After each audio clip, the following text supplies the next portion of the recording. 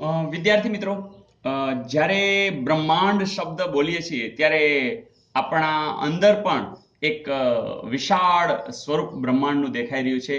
આપણા ખુદની અંદર એક બ્રહ્માંડ વિસ્તરી રહ્યું હોય એવું લાગે, કારણ કે બ્રહ્માંડ એટલે સૂરજ, પછી રહેલા ગ્રહો કેટલા બધા, એને બુધ, શુક્ર, મંગળ, કેટલા બધા, પૃથ્વી, ગુરુ, શનિ, યુરેનસ, નેપચ્યુન, પ્લુટો, આ બધા ગ્રહો યાદ આવે. અને જ્યારે તારામંડળ જોઈએ ત્યારે એમ થાય કે વાહ, ઈશ્વરે આપણને કેટલું ભરપૂર કુદરતી સૌંદર્ય આપ્યું છે. તો સૂરજ નું ઉગવું, એટલે સવાર સાંજ, રાત્રે ચંદ્રનો પ્રકાશ, આ બધું આપણને ખૂબ ગમે છે. અને એટલે જ આપણને એના વિશે જાણવાનું મન થાય. તો બ્રહ્માંડ વિશે આપણે થોડું ડિટેલમાં આજથી જોઈએ. ઓકે, બ્રહ્માંડની જ્યારે વાત કરી તરત યસ તમે ઓળખી ગયા છો, સુરત દાદા યાદ આવે, એટલે કે સૂર્ય. સૂર્યને લીધે આપણું જીવન છે, આપણે જાણીએ છીએ. તો આ જે સૂર્ય છે એ આપણા જીવનનો એક હિસ્સો છે. દરેક પ્રાણીઓ માટે, વનસ્પતિ માટે આ એક હિસ્સો છે. અને સૂરજ વિશે જાણવું આપણને ગમશે. આપણે એને દાદા કહીએ છીએ કારણ કે આપણે સૂરજ દાદા એટલે કહીએ છીએ કે આપણે પર્યાવરણ સાથે બહુ એટેચ છે, આપણી ભારતીય સંસ્કૃતિ એટેચડ છે. તો આ જે સૂરજ છે, આ જે સૂર્ય છે, એનો વ્યાસ કેટલો હશે, તાપમાન કેટલું હશે, એની અંદર શું પ્રક્રિયા થતી હશે, એ શું કામ સ્વયં પ્રકાશિત છે, આ બધી વાતો આજે આપણે જરા જાણી લેવી છે. બહુ સહેલી છે, મજા આવે એવી છે. તો આ છે આપણો સૂર્ય. સૂર્ય કાયમ નિરાળો રહ્યો છે. એ સવારે જુદો છે, બપોરે જુદો છે, સાંજે જુદો છે, વાદળછાયા વાતાવરણની અંદર જુદો છે. તો એ સૂરજ દાદા છે, એની જે મહેર છે આપણા ઉપર, એ એમ થાય કે આપણે રોજ માણીએ. અને એ અજોડ છે, કારણ કે તમે ગમે ત્યાં ચાલ્યા જાઓ આખા પૃથ્વીમાં, તો સૂરજ દાદાનું મહત્વ તો બધે છે જ છે અને છે જ. તો આપણે એની જે મહેર છે એના વિશે એક વાક્ય બોલીશું. આ વાક્યને આપણે બોલશું કે મહેર માણું સૂર્યનું રોજ અજોડ. મહેર માણું સૂર્યનું રોજ અજોડ. કારણ કે આ સૂર્ય અજોડ છે અને એની મહેર તો તમે જેમ માણો ને એમ તમે કુદરતના સાનિધ્યમાં રહી શકો. ફરીથી, મેર માણું સૂર્યનું રોજ અજોડ, 1392 વ્યાસ ને તપે 1.5 કરોડ. મિત્રો, 1392 વ્યાસ ને તપે 1.5 કરોડ.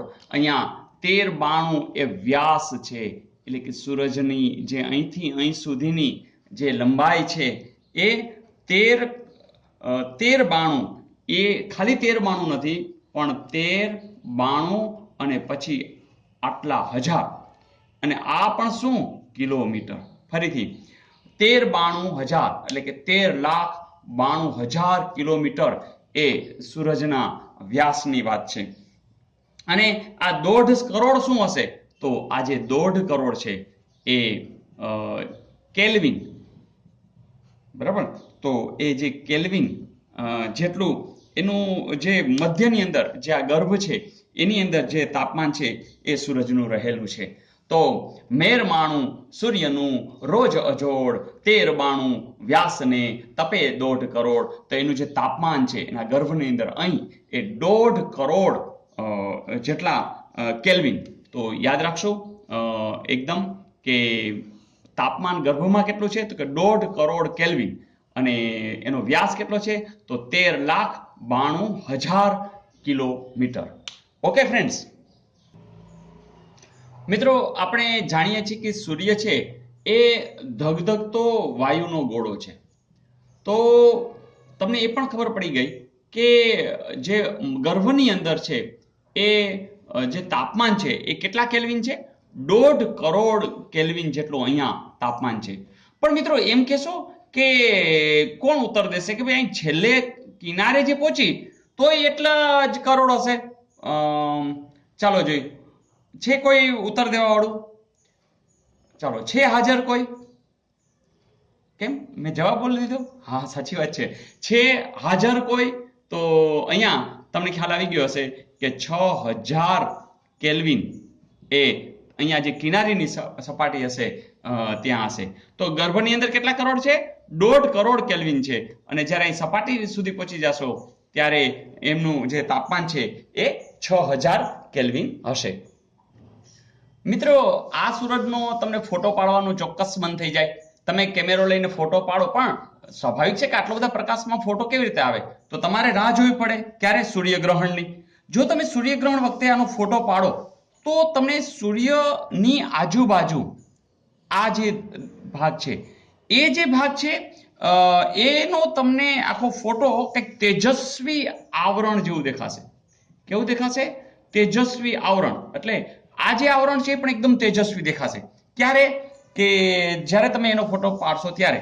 તો આની જે કોર છે એ કોરનો તમને ફોટો કેવો લાગશે? તેજસ્વી આવરણ જેવો લાગશે. અને એ જે છે ને એની જો લંબાઈ તમે માપો ને તો આ 400 કિલોમીટર જેટલી હોય છે. આ કેટલી હોય છે? 400 કિલોમીટર જેટલી હોય છે. તો આવું જે તેજસ્વી આવરણ છે એનો તમે ફોટો પાડ્યો છે એટલે નામ પણ યાદ રાખશું કે એને ફોટોસ્ફિયર કહે છે. શું કહે છે? ફોટોસ્ફિયર. તો ફોટો પાડવામાં ફિયર એટલે કે બીક ન રાખતા, ફોટો પાડજો, પણ ક્યારે? સૂર્યગ્રહણ વખતે. તો ખાસ યાદ રાખજો. અને અંગ્રેજીમાં જે આ આવરણ છે સોલર એક્લિપ્સનું એ ત્યારે જોવા મળે છે અને એ સૂર્યગ્રહણ વખતે જ જોવા મળે છે. અને એનું જે નામ છે એને કોરનું નામ પાડ્યું છે ને, કોરનો ફોટો પાડ્યો છે ને, એટલે કોરોના. એને શું કહેવામાં આવે છે? કોરોના. અંગ્રેજીમાં CORONA, કોરોના કહે છે. ગુજરાતીમાં એને કેવું હશે તો આપણે મુગટ કહેશું. તો આ પણ વસ્તુ તમે યાદ રાખજો કે જે સૂર્યગ્રહણ વખતે આપણે જે અહીંયા જે વલયો દેખાય છે, તેજસ્વી આવરણ દેખાય છે, એને ફોટોસ્ફિયર કહેશું. આ જે છે એ લંબાઈ છે 400 કિલોમીટર સુધીની તેજસ્વી આવરણ હોય છે. અને આ જે છે એ સૂર્યગ્રહણ વખતે જ જોવા મળે છે. અને એને કોરોના પણ કહે છે, એને મુગટ પણ કહે છે. અને એ બહુ મહત્વની વાત છે. તો મિત્રો, હવે તમને એક પ્રશ્ન MCQ પૂછી લઉં છું કે સૂર્યને ફરતે 400 કિલોમીટર સુધીના તેજસ્વી આવરણને શું કહે છે? યસ, તમારો જવાબ સાચો છે. એને શું કહેવામાં આવે છે? ફોટોસ્ફિયર. મિત્રો, એવો પણ પ્રશ્ન પૂછાય કે ભાઈ આ આવરણ જે તમે છે સૂર્યગ્રહણ વખતે જ ભાઈ શું કામ જોવા મળે છે?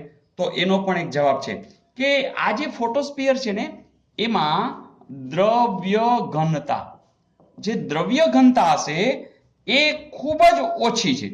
દ્રવ્ય ઘનતા કેવી છે? ખૂબ જ ઓછી છે. પણ જે વાયુની ઘનતા છે એ વધારે છે. ફરીથી, આ જે વિભાગ હશે ને ત્યાં દ્રવ્ય અહીંયા વધારે હશે, બહાર જતા વાયુ વધારે હશે. એટલે દ્રવ્યની ઘનતા કેવી હશે? ઓછી છે. અને વાયુની ઘનતા કેવી છે? વધારે. એટલે જ આપણે એ સૂર્યગ્રહણ વખતે જોઈ શકીએ છીએ. Is it okay? મિત્રો, આપણને સૂરજ વિશે ઘણા બધા પ્રશ્નો થાય કે સૂર્ય છે એ સ્વયં તેજસ્વી કેમ છે? એ ઉર્જા સ્ત્રોત કેમ ગણાતો હશે? કેવી રીતે ઉર્જા મળતી હશે? અથવા તો એવું પણ પૂછાય કે ભાઈ આ તાપીય ન્યુક્લિયર સંલયન એટલે શું? અથવા તો એને અંગ્રેજીમાં કહેવાય થર્મો ન્યુક્લિયર ફ્યુઝન એ શું છે?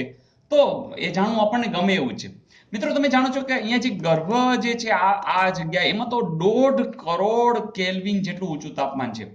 મિત્રો, એટલે જે ત્યાં દ્રવ્ય છે ને એનું સ્વરૂપ આખું પ્લાઝમા સ્વરૂપ હશે. હવે તમે જાણો છો કે અહીંયા દ્રવ્ય ઘનતા ઓછી છે, પણ અહીંયા તો એકદમ ઊંચી દ્રવ્ય ઘનતા હશે. અને આટલી ઊંચી ઘનતા હોય એટલે દબાણ પણ વધુ હોય. એટલે આવી જ્યારે પરિસ્થિતિ ઊભી થાય ત્યારે થર્મો ન્યુક્લિયર ફ્યુઝન થાય છે. એટલે કે તાપીય ન્યુક્લિયર સંલયન થાય છે. હવે આમાં થાય છે શું કે 4 હાઇડ્રોજન ન્યુક્લિયસ છે એનું રૂપાંતર હિલિયમ ન્યુક્લિયસની અંદર થાય છે. તો એના માટે આ જવાબદાર છે આટલી ઊંચી ઘનતા, આટલું દબાણ. ફરીથી અહીંયા 1.5 કરોડ જેટલું જે ઊંચું તાપમાન છે એના લીધે દ્રવ્ય છે એ પ્લાઝમા સ્વરૂપની અંદર છે. અને અહીંયા આટલી બધી ઊંચી ઘનતા અને આટલું દબાણ વધારે હોવાથી થર્મો ન્યુક્લિયર ફ્યુઝન થાય છે. એમાં 4 હાઇડ્રોજન ન્યુક્લિયસ માંથી હિલિયમ ન્યુક્લિયસ છે એની અંદર રૂપાંતર થાય છે. હવે તમે જાણો છો કે આઈન્સ્ટાઈને જે વાત કરી છે કે E બરાબર mc², તો અહીંયા એ જે નિયમ છે એને આધારે કે આ જે ન્યુક્લિયસ છે એનું અમુક દળ છે, હિલિયમ જે ન્યુક્લિયસ છે એનો જે હાઇડ્રોજન ન્યુક્લિયસ છે, હાઇડ્રોજન ન્યુક્લિયસ છે એના અમુક ભાગના દળનું આઈન્સ્ટાઈનના નિયમ પ્રમાણે ઉર્જામાં રૂપાંતર થાય છે. મિત્રો, આ જે ઉર્જા છે એના લીધે આપણે ઉર્જા સ્ત્રોત તરીકે લઈએ છીએ. મિત્રો, અહીં હાઇડ્રોજન ન્યુક્લિયસના અમુક ભાગના દળનું અહીંયા આઈન્સ્ટાઈનનો જે નિયમ છે E = mc², અહીંયા c તમે જાણો છો ને, c છે એ પ્રકાશનો શૂન્યાવકાશની અંદર વેગ છે. તો આ પ્રમાણે જે ઉર્જા છે એ છૂટી પડે છે. તો એ જે ઉર્જા છૂટી પડે છે એ જ આપણા માટે ઉર્જાનો સ્ત્રોત થાય છે. અને આ પ્રક્રિયા જે થાય છે એના લીધે જ આ જે સૂર્ય છે એ પૂર્ણ રીતે તેજસ્વી છે, સ્વયં તેજસ્વી છે. તો મિત્રો, મને લાગે છે ઘણું બધું તમને આ ક્લિયર થઈ ગયું હશે. મિત્રો, આપણે એ પણ જાણીએ છીએ કે અહીંથી જ્યારે 1.5 કરોડ કેલ્વિન તાપમાન છે એ ઘટતું અહીં સુધી કિનારીએ પહોંચે ને ત્યારે એ 6000 કેલ્વિન જેટલું થઈ જાય છે. થાય છે શું ઘટના કે તમને એમ પૂછે કે સૂર્ય કલંકો એટલે કે સનસ્પોટ્સ શું છે, તો એકચ્યુઅલી શું થાય છે કે અહીં જે આ ઘટીને અહીં સુધી જાય છે એટલે કે આખું જે સૂરજ છે એ ધગધગતા વાયુના ગોળા જેવો લાગતો હોય છે. અને એક બીજી વસ્તુ પણ જાણો કે જે આ પ્લાઝમા એટલે કે જે આ દ્રવ્ય છે એની ફરતે જે વીંટળાયેલું પ્રબળ ચુંબકીય ક્ષેત્ર છે અહીંયા સૂરજનું એના લીધે કેન્દ્રિત થયેલું હોય છે. હવે આ જે ચુંબકીય ક્ષેત્રને લીધે જે કેન્દ્રિત છે એ ચુંબકીય ક્ષેત્રમાં તો ક્યારેક ફેરફાર થતા જ હોય છે. તો એ જ્યારે ચુંબકીય ક્ષેત્રમાં ફેરફાર થાય ત્યારે એ જે ફેરફાર છે એના લીધે સૂર્ય કલંકો તમને જોવા મળે છે. મિત્રો, આ આવર્ત રૂપે બદલાતા રહે છે અને સામાન્ય રીતે એનો જે આવર્તકાળ છે એ 11 વર્ષનો હોય છે. તો ફરીથી સૂર્ય કલંકો એ જે ચુંબકીય ક્ષેત્ર છે એના ફેરફારોને લીધે છે, એ આવર્ત સ્વરૂપે હોય છે અને એ 11 વર્ષ છે એનો આવર્તકાળ હોય છે. મિત્રો, તમને એવો પ્રશ્ન થશે કે આ અજબ ઘટના જેવો સૂરજ છે એને આંચ આવશે? હા, આંચ આવી શકે છે. એવું ધરાય છે કે એ 5 અજબ નહીં પણ અબજ, એનું જે આયુષ્ય છે એ 5 અબજ વર્ષ સુધીનું મનાય છે.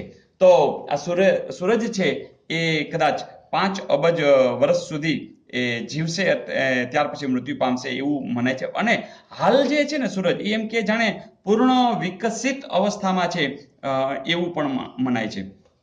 મિત્રો, એમ કહેવાય છે કે 5 અબજ વર્ષ પછી શું થશે, તો એ મૃત્યુ પામશે, પણ એના પહેલા શું થશે કે એના કદની અંદર વધારો થશે અને રેડ જાયન્ટ બનશે.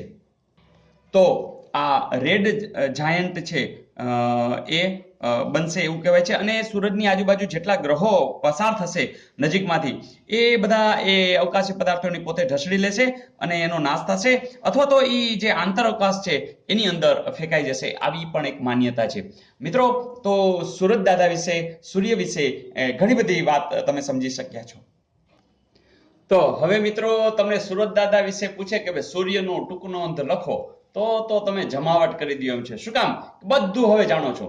ફરીથી એક તારો છે, ધગધગતા વાયુનો ગોળા જેવો લાગે છે, એકચ્યુઅલી છે ને, કારણ ઘણું બધું આની છે, દ્રવ્ય કેટલું બધું છે ને.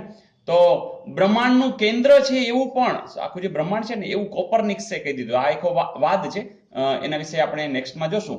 ફરીથી સૂરજ છે એ એક પ્રકારનો તારો છે, બ્રહ્માંડનું કેન્દ્ર છે. અને કોઈ એમ પૂછે કે સૂર્યનો વ્યાસ, તો 1392 એટલે 13,92,000 કિલોમીટર જેટલું. આ તો પૂછતા નથી, પણ તમને પૂછે કે આની ત્રિજ્યા કેટલી, તો તમે આના અડધા પણ કરી શકો, બરોબર ને? આના અડધા કરીને કહી શકાય કે સૂરજની ત્રિજ્યા છે એ આટલી છે. બીજી વાત કે એના ગર્ભસ્થાને અહીંયા જે મધ્યના ભાગે એની જે તાપમાન છે એ 1.5 કરોડ કેલ્વિન, હે ને? તો જે અજોડ છે એ રોજ અજોડ 1.5 કરોડ એટલું એનું તાપમાન છે.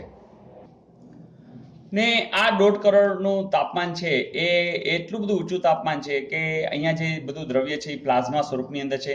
અહીંયા ઘનતા પણ એકદમ ઊંચી છે, દબાણ પણ વધુ છે. એટલે કે આખી ઘટના મળે છે થર્મોન્યુક્લિયર ફ્યુઝન, એટલે કે તાપીય ન્યુક્લિય સંલયન. તો એ સંલયનમાં શું થાય છે? તો જે 4 હાઇડ્રોજન ન્યુક્લિયસ છે એનું રૂપાંતર થાય છે હેલિયમ ન્યુક્લિયસની અંદર. બીજું કે આના જે અમુક દળ છે એનું આઇન્સ્ટાઈનના નિયમ પ્રમાણે E બરાબર mc² પ્રમાણે અહીંયા ઉર્જામાં રૂપાંતર થાય છે. એટલે જે આ ઉર્જા છે એના લીધે આપણે સૂરજને ઉર્જા સ્ત્રોત ગણી રહ્યા છીએ કે જબરજસ્ત ઉર્જાઓ ત્યાંથી બહાર પડી રહી છે. અને આ કારણ પણ એના જે સ્વયં તેજસ્વીપણાનું છે એ પણ આપણે જાણીએ છીએ. બીજી વાત કે અહીં બહારની સાઈડમાં એકદમ તેજસ્વી આવરણ આવેલું છે જે આપણે ડાયરેક્ટ નથી જોઈ શકતા. જ્યારે સૂર્યગ્રહણ હોય છે ત્યારે જોઈ શકીએ છીએ. તો એને ફોટોસ્ફિયર કહેવાય, અહીંથી અહીં સુધીની. અને એ 400 કિલોમીટર જેટલું હોય છે. એને કોરોના પણ કહેવાય છે અને ગુજરાતીમાં એને મુગટ પણ કહેવાય છે.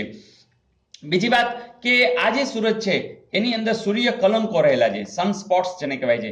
તો એનું કારણ પણ એ છે કે આખું જે દ્રવ્યો છે એ ચુંબકીય ક્ષેત્રથી જોડાયેલા છે અને ચુંબકીય ક્ષેત્રોમાં જે ફેરફારો થાય એના લીધે સૂર્ય કલંકોનું નિર્માણ થાય છે. એનો આવર્તીય છે એટલે આવર્ત કાળ લગભગ 11 વર્ષના આડેગાળે હોય છે. બીજી એ પણ વાત છે કે કહે છે કે સૂરજ કેટલો સમય જીવશે, તો એવું ગણાય છે કે 5 અબજ વર્ષ છે પછી મૃત્યુ થશે. અને જે છે એ સમયે જે એની સ્થિતિ હશે એમાં કદની અંદર વધારો થશે અને એ કદાચ રેડ જાયન્ટ બની જશે એવી પણ વાત છે. અને બીજી વાત કે એ સમયે સૂર્યની આજુબાજુ જેટલા ગ્રહો છે એ નજીક જેટલા પસાર થતા જશે બધાને એને ઢસડી લેશે અથવા અંદર એના જે આંતરાવકાશ છે એની અંદર ફેંકાઈ જશે અને એ રીતે નાશ થશે. આવી કંઈક વાત આ બ્રહ્માંડના સૂરજ વિશેની જેના વિશે હવે ટૂંક નોંધ લખી શકો છો.